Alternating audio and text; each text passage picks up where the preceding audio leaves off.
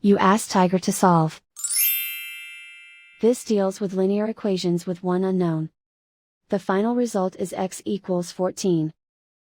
Let's solve it step by step. Simplify the expression.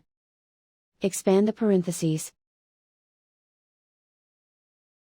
Multiply the coefficients. Simplify the arithmetic. Group all x terms on the left side of the equation. Subtract 3x from both sides. Group like terms. Simplify the arithmetic. Group like terms. Simplify the arithmetic. Group all constants on the right side of the equation. Subtract 12 from both sides. Simplify the arithmetic.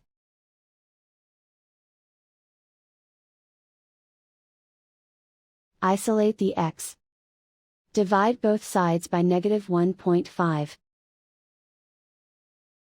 Cancel out the negatives. Simplify the arithmetic. Cancel out the negatives.